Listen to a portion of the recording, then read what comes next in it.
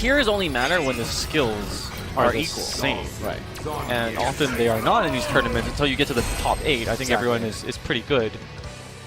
But it's senseless for you and I to debate tiers when, you know, we're at a very low, presumably. Right. No. You're absolutely right. Hello everyone, Michael Martin here from Yahoo Esports, back with another I Got Next this week. Before we get into our topic, I just want to remind you that at the end of this video, we'll be going over some of the comments from last week's topic. So having said that, play the top tier. Deep down, everyone loves a low tier success story, but watching your favorite player struggle with a bum character sucks. I'm terrible at Street Fighter V, and I'm a Ryu player. I can't make him work in Season 2. I'm ready to abandon ship, and Daigo should be too. Nothing's more evident than watching Daigo try to make Ryu work. He went 0-6 at Topanga League recently. Being a bottom-feeding Ryu player like myself is awful. Newer and younger players are getting better with much better characters in Season 2. We've seen it. Urians, Lauras, Balrogs have all ascended to the top tier, and this doesn't even take into account some of the more difficult matchups for me, like Zangief or Guile in Season 1. So my initial reaction to Season 2 patch was, it was manageable.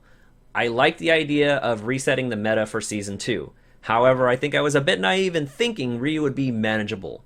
Losing damage and stun output seemed like something I could work through. Losing invincible meterless dragon punches and being forced to be more defensive in a game designed for offense and rushdown is hard. Smaller things like gaining less critical art meter when I have to decide whether I want to use my invincible EXDP just compounds the difficulty. I'm frustrated.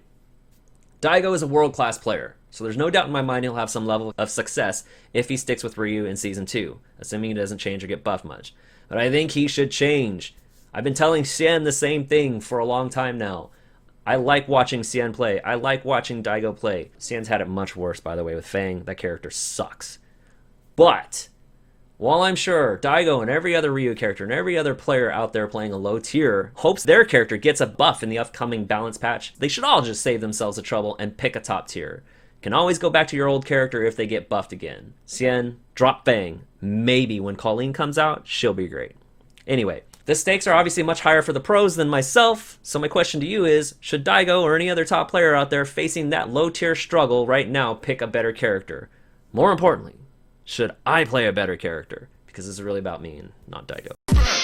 Alright, so let's jump into the comments from last week's topic, which is, of course, does the FGC in Street Fighter V need rivalries and personality? Supa SD says, I agree the FGC does need more pop-offs and rivalries. I think many pros are becoming conditioned to what they believe is the proper image to succeed in an esports environment, but are forgetting personality. Beef and smack-talking is highly entertaining. Hopefully this generation will stop all the hugs and show more disrespect. Thank you for that comment. The first thing I will say is I don't think anyone should disrespect someone just for the sake of it, but that's obviously not what you're saying, I think. But yeah, I think players and personalities are important, and I do feel that with the way things are in a lot of esports, not just fighting games, it's becoming homogenized. A lot of the events are becoming very similar, so you know, the players have to, I guess, behave similarly or whatever.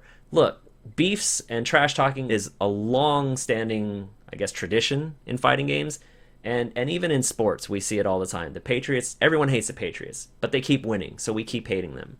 This is the kind of stuff that I think is great for stories, of course, but it's the personality of the fighting games that I'd like to see.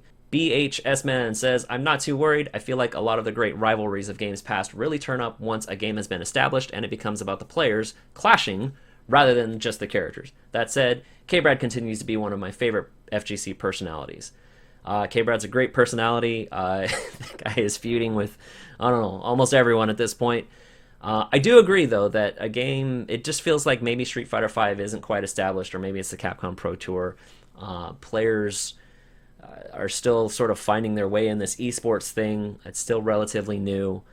This kind of maybe goes back to the homogenization of it all, but personality is great, and I would love to see more personality. We see it in Marvel. If you go look at, you know, Marvel 2 really isn't esports, but if you go back and look at those days, man, even now exhibitions for Marvel 2 are fantastic. Raiden3651 says, gotta do something. This game needs the players' help this time around. They're gonna have to sell the product to get more people to embrace Street Fighter V, not necessarily the game itself.